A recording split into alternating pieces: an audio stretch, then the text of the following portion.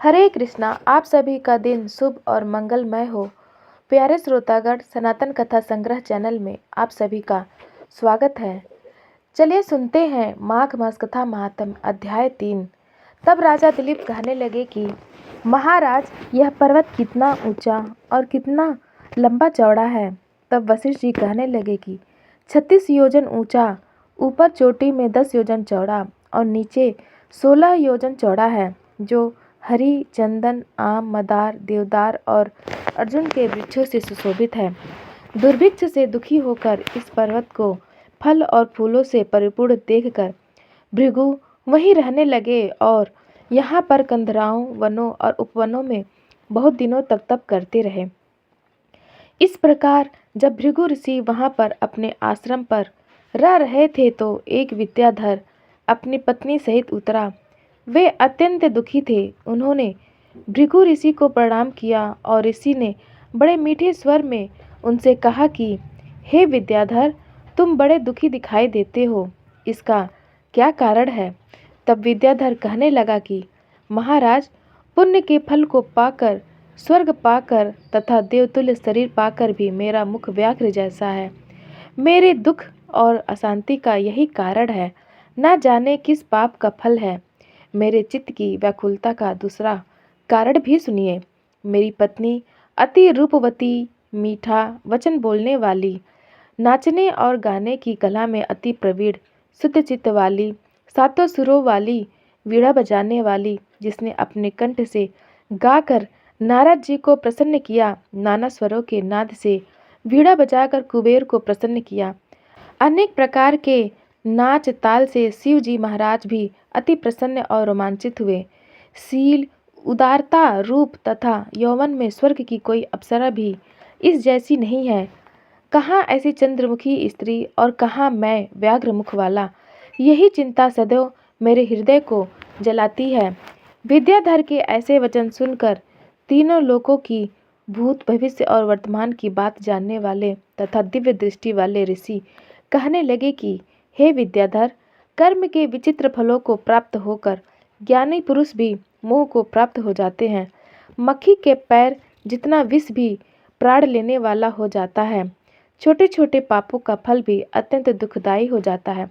तुमने माघ मास की एकादशी का व्रत करके द्वादशी न आने तक शरीर में तेल लगाया, इसी पाप कर्म से व्याघ्र हुए।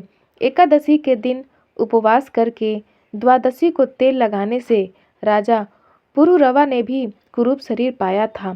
तब वह अपने कुरूप शरीर को देखकर दुखी होकर हिमालय पर्वत पर देव सरोवर के किनारे पर गया।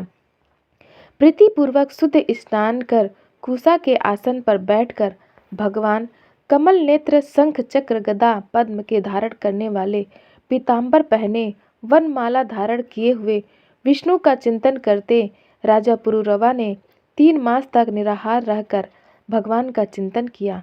इस प्रकार 7 जन्मों में प्रसन्न होने वाले भगवान राजा के 3 महीने के तप से ही अति प्रसन्न हो गए और माघ की शुक्ल पक्ष की एकादशी को प्रसन्न होकर भगवान ने अपने शंख के जल से राजा को पवित्र किया।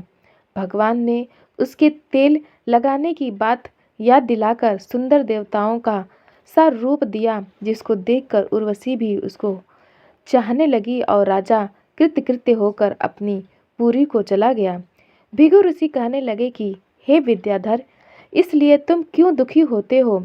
यदि तुम अपना यह राक्षसी रूप छोड़ना चाहते हो तो मेरा कहना मानकर जल्दी ही पापों को नष्ट करने वाली हेमकूट नदी में माघ में स्नान करो, जहाँ पर ऋषि सिद्ध देवता निवास करते हैं। अब मैं इसकी विधि बतलाता हूँ। तुम्हारे भाग्य से माघ मास आज से 5वें दिन ही आने वाला है। पौष शुक्ल एकादशी से इस व्रत को आरंभ करो। भूमि पर सोना, जितेंद्रिय रहकर दिन में 3 समय स्नान करके महीना भर निराहार रहो। सब भोगों को त्याग कर तीनों समय भगवान विष्णु का पूजन करो।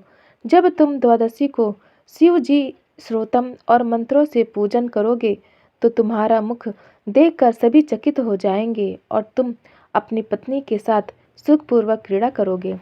माघ मास के प्रभाव को जानकर सदा माघ में स्नान करो। पाप दरिद्रता से बचने के लिए मनुष्य को सदा यत्न से माघ मास का स्नान करना चाहिए। स्नान करने वाला इस लोक तथा परलोक में सदा सुख पाता है। वशिष्ठ जी कहते हैं कि हे दिलीप, भृगु जी के यह वचन सुनकर वह विद्याधर अपनी स्त्री सहित उसी स्थान पर पर्वत के झरने में माघ का स्नान करता रहा और उसके प्रभाव से उसका मुख देव सदृश हो गया और वह मणिग्रीव पर्वत पर आनंद से रहने लगे। भृगु जी भी नियम की समाप्ति पर शिष्यों सहित ईवा नदी के तट पर आ गए।